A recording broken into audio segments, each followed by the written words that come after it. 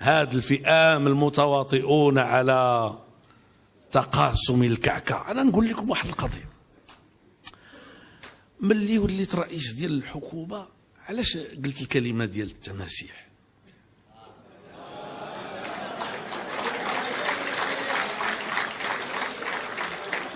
وراي الا باقي كتذكروا قلتها في فاتح ماي 2012، لان كنشوف باللي كاين برامج الدوله كديرهم، خصوصا ديك الساعات كنت كنتكلم على البرامج ديال السكن والملايير ديال الدراهم، الملايير. ملي كنهود لتحت كتصادفني شي وقت مع دوك المساكين تلقى ما وصلش، على الاقل ما وصلش كل شيء. و يعني الى اخره.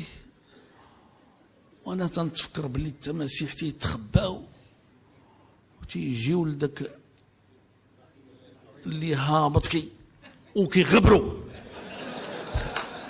قلت لكم التماسيح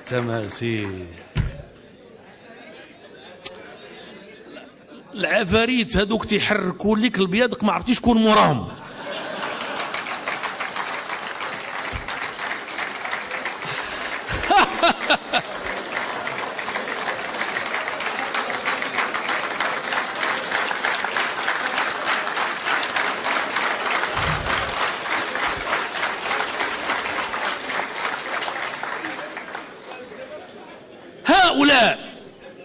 هؤلاء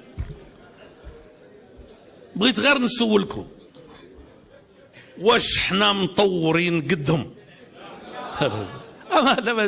ما جابش الله في هذه القضيه. كاين شي اخوان عندنا مطورين شويه بحال السيراميد، واني انا ما جابش الله شويه ماشي بزاف.